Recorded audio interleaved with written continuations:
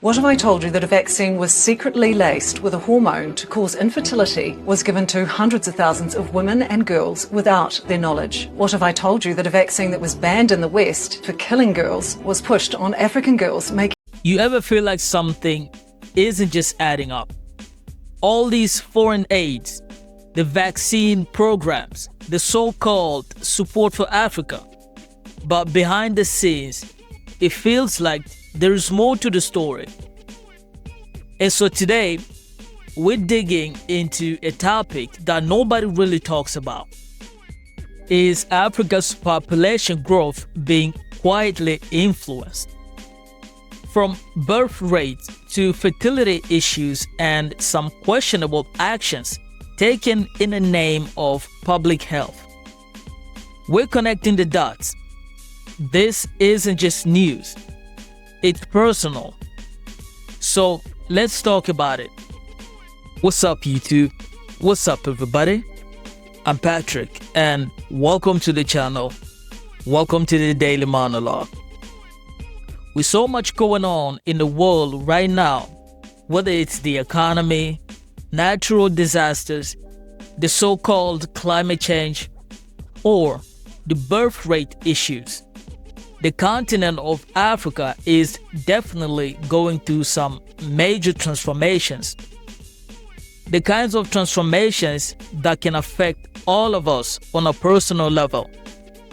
Now, picture this scenario. Imagine being an average young man living in Africa, somewhere in Congo DRC, in Nigeria, in South Africa, in Ethiopia, or elsewhere. You grinding and hustling every day to make a living, or maybe you working a regular 9-to-5 corporate job. You busting your ass just so you can earn that next promotion. And your goal is to one day become a good family man. And so eventually, after going through some financial struggles, your situation improves. Things are looking up, and finally, you're ready to settle down and start a family with your significant other. You and your partner begin trying to conceive. You're both excited, hopeful, and dreaming of building a future together. But every time there is a sign of pregnancy, complications arise. Your girl faces problems, sometimes even miscarriages. The situation starts to feel hopeless. And the most heartbreaking part is you don't even realize that something bigger may be at play. There may be outside forces working against you, forces that are completely out of your control. And that's where the idea of the depopulation agenda in Africa comes into the picture. I'm gonna play some footage so you can have an idea where I'm going with this. Your Excellency,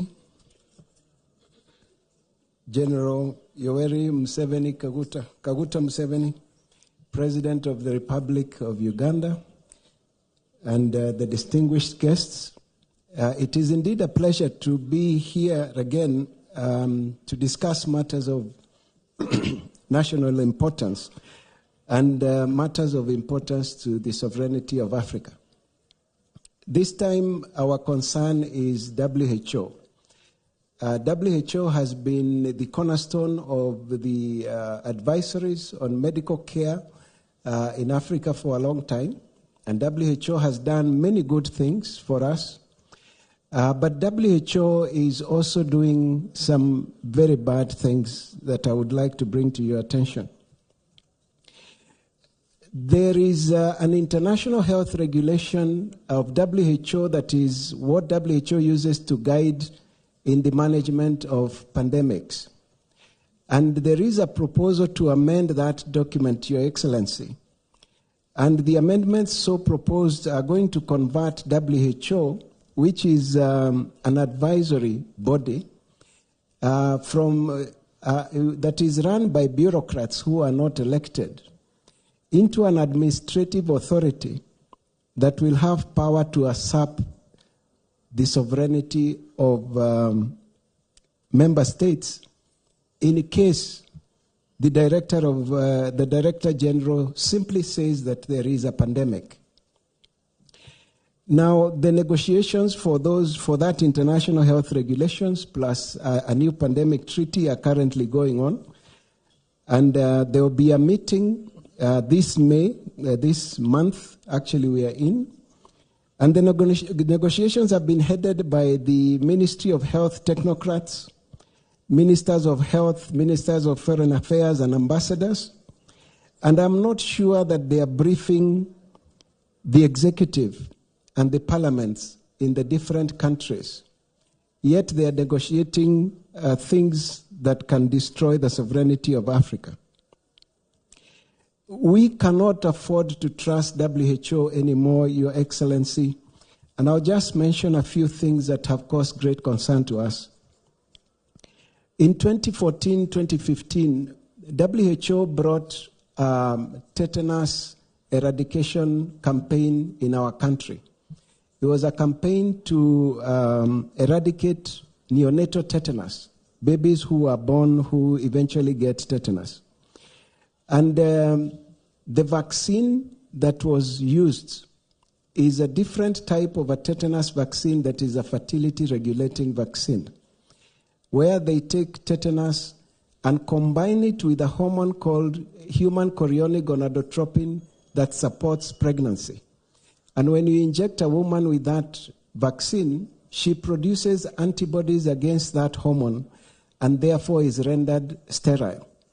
So we are noticing an increase in the number of infertility cases among young couples who you examine and they are normal but cannot get children, or couples who are losing 3, 4, 5 pregnancies before they can carry any pregnancy to term.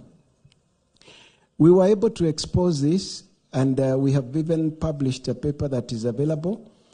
And fortunately, in 2017, WHO said Kenya is now free of neonatal tetanus, and they left our country. But they developed this vaccine over a 20-year period of research from 1972 to 1992, and they used that vaccine in South America, and it is possible it has been used in many other African countries. The second reason we cannot trust WHO, Your Excellency, is malaria. UK was able to eradicate malaria in 1921. The US was able to eradicate malaria in 1951. And from 1955, WHO has been working on how Africa can eradicate malaria, and up to today, we still haven't been able to eradicate malaria. And now they have proposed GMO mosquitoes. Seems like it's not enough to own seed that is going to be used to make our people poor because of GMO seed. Now they are making GMO, they are proposing GMO mosquitoes that apparently will sterilize the natural ones. That is being used, the trees that are being used to create quinine, which is one of the best medicines, especially where there is resistance. The trees are grown here in Congo. Artemisia afra, Artemisia annua, is a herb that treats malaria just from drinking the tea of the herb. These things are available to us.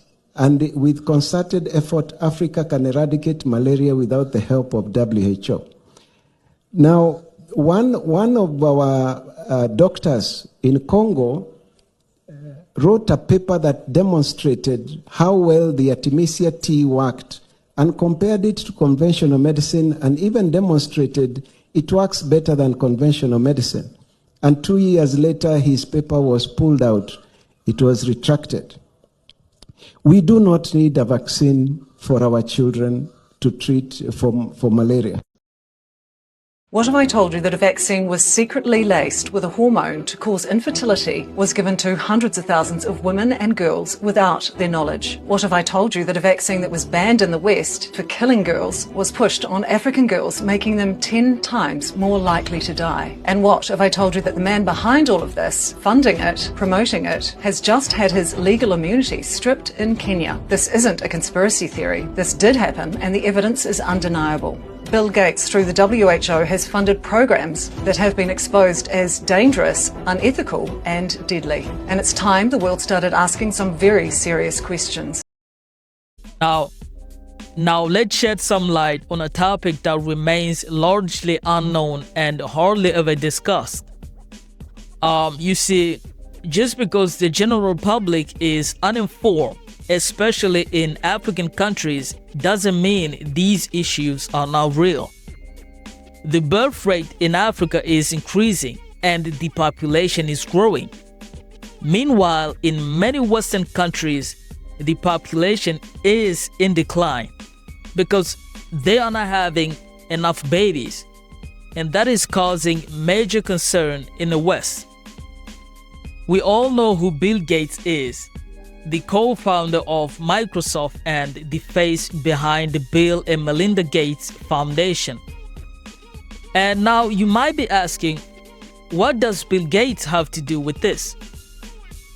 Well, you see, the Gates Foundation and many other Western organizations have been active in quote-unquote humanitarian operation all around the world for years, especially in the global south, including the continent of Africa. But here is the issue. When Western organizations come to Africa under the banner of humanitarian aid, what are their true intentions? Those are the questions we should be asking ourselves.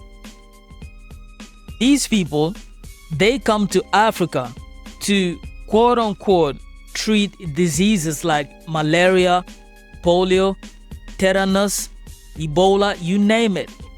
And our so-called leaders allow them, often without asking the necessary questions. But many people are now questioning the real motives behind this so-called philanthropy. Is it really about saving lives, or is there a hidden agenda?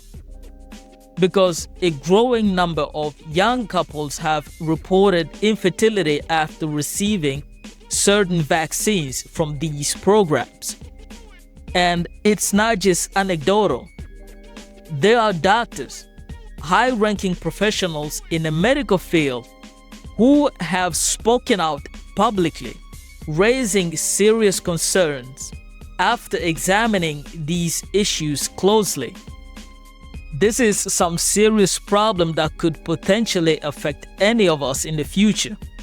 And I must say this about this depopulation agenda. We, and I mean we melanated people around the globe, we cannot afford to ignore this level of wickedness they are plotting against us. Let me repeat myself.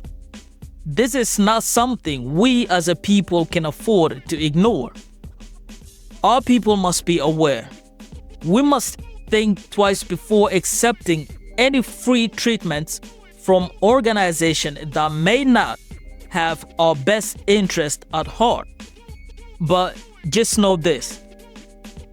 There's more to the story than what we are being told. I'm not going to dive deep into this topic due to community guidelines of YouTube. Guys, thanks for watching. Don't forget to like this video. Let's have the conversation in the comments. And don't forget to subscribe to the channel for more content. Stay blessed, stay aware. I'm out.